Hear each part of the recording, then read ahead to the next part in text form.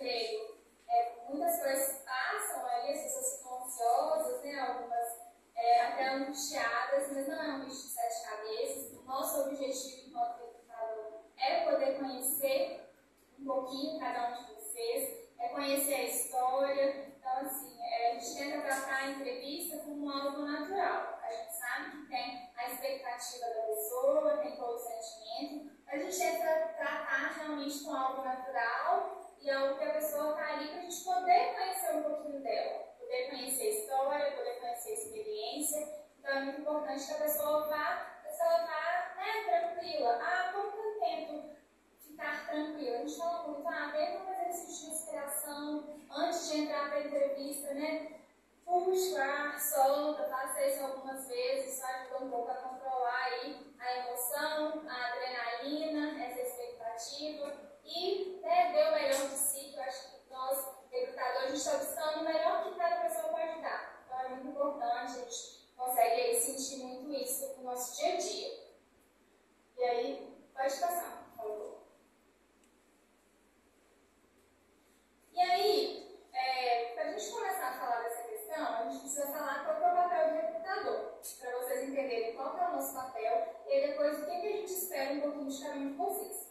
O papel do recrutador, a gente tem o surgimento da vaga, a descrição do cargo e a gente tem os candidatos que são selecionados para a entrevista. O nosso trabalho é pegar aquele candidato que tem exatamente aquelas características e colocar naquela vaga de acordo com as características. Então é quase que um jogo de 7 erros aí, né, que a gente tem que tentar descobrir qual que é a pessoa que completa.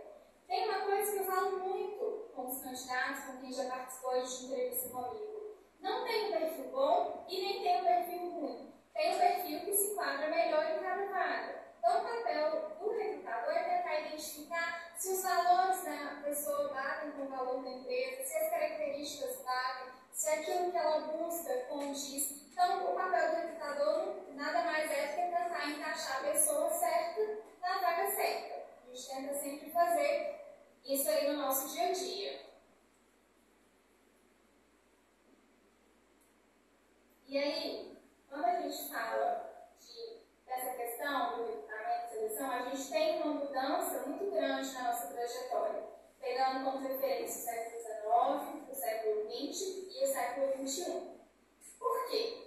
Lá no século XIX, nós éramos contratados, né? As pessoas eram contratadas pela força física, porque os trabalhos eram muito braçais, a pessoa dava conta, ela conseguia carregar peso. A gente já batia o olho na pessoa, né? A gente falava que ela era contratada pelos braços, porque era pela força que ela conseguia ter, pelo que ela conseguia entregar, porque o serviço era mais operacional. No século XX, a gente começou a ser contratado pelo nosso cérebro, pelas nossas competências, pela nossa capacidade, por aquilo que a gente, pelos cursos que a gente já fez, né? A gente era contratado mais nessa questão, era muito pelo currículo. E aí agora a gente tem uma transição para o século XXI. Hoje no século XXI, é claro que o currículo é importante, é claro que a formação, os cursos, tudo é importante, mas a gente contrata muito pelo coração. Mariana, o que quer dizer contratar pelo coração? Você vai falar que eu sou uma pessoa boazinha, eu vou ser contratada?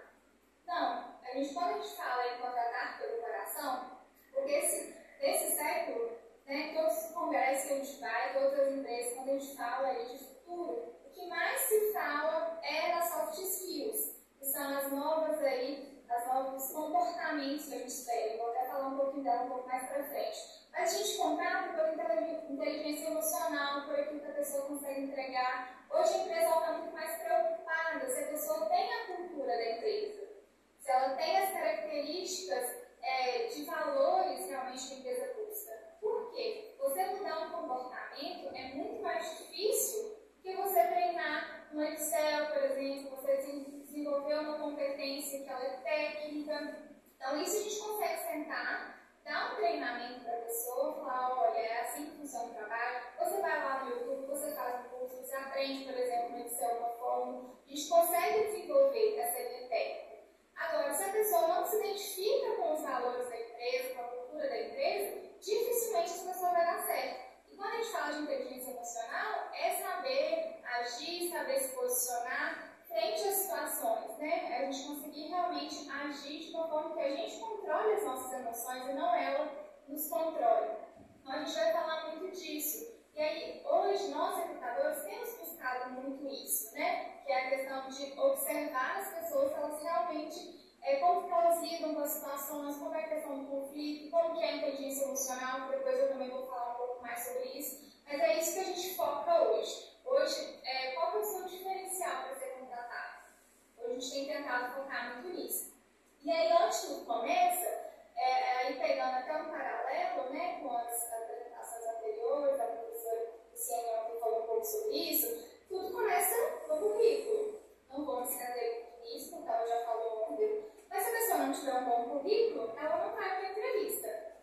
Ela não vai selecionar, ela não vai ser selecionada, ela não vai ser criada para a próxima etapa. Então, essa fase do currículo, um bom preparo do currículo, né? Realmente, às vezes a pessoa faz um currículo e ela sai disparando para várias empresas ao mesmo tempo. E quando a pessoa faz isso, às vezes, por exemplo, você está com uma vaga aberta para a área financeira. E aí você pega o currículo da pessoa que o objetivo dela é para a área de vendas. Você pensa assim, nossa, a pessoa não teve o cuidado de realmente sentar, dedicar um tempo para poder enviar aquele currículo.